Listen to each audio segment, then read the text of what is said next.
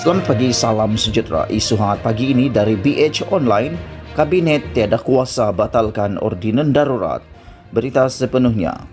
Penamatan proklamasi darurat dan pembatalan 6 ordinan darurat mengundang beberapa persoalan berkaitan kemampuan kerajaan menangani pandemik COVID-19 tanpa peruntukan undang-undang yang beri kuasa segera dan drastik. Turut berbangkit ialah isu berkenaan kaedah pembatalan ordinan darurat kerana jemaah menteri dikatakan tidak mempunyai kuasa untuk berbuat demikian. Pensyarah Undang-Undang Universiti Islam Antarabangsa Malaysia, Profesor Dr. Nik Ahmad Kamal Nik Muhammad berkata, pembatalan semua ordinan darurat itu menyebabkan kerajaan hanya boleh menggunakan peruntukan undang-undang sedia ada dan pastinya ini memberi cabaran kerana situasi semasa semakin kritikal dengan jangkitan harian pernah mencecah 17,000 kes.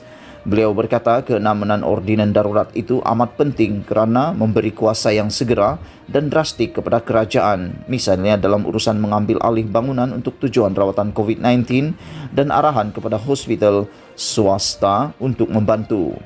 Apabila tamatnya ordinan ini, kembalilah kita kepada keadaan sebelum darurat. Akta Pencegahan dan Pengawalan Penyakit Berjangkit 1988 Akta 342 akan digunakan dengan kadar kompaun kembali kepada jumlah maksimum 1,000 untuk pelanggaran SOP.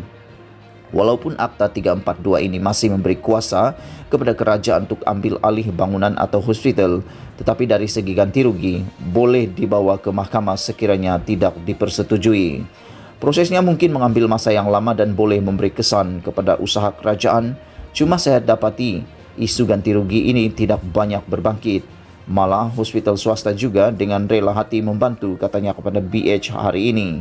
Menteri di Jabatan Perdana Menteri Parlimen dan Undang-Undang Datuk Seri Taqiyuddin Hassan dalam mesyuarat khas Dewan Rakyat hari ini mengumumkan kerajaan tidak akan menasihati Yang di-Pertuan Agong Al-Sultan Abdullah Riayatuddin Al-Mustafa Billah Shah menyambung proklamasi darurat yang akan tamat pada Ahad ini.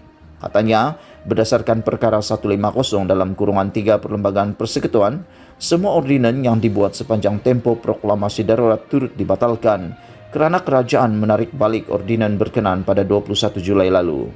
Sementara itu, Nik Ahmad Kamal berkata, pada peringkat awal pandemik tahun lalu, kerajaan hanya menggunakan akta sedia ada dan dengan itu didapati berjaya mengurangkan kes jangkitan. Walaupun ada kritikan yang mengatakan Malaysia tidak membuat saringan secara besar-besaran.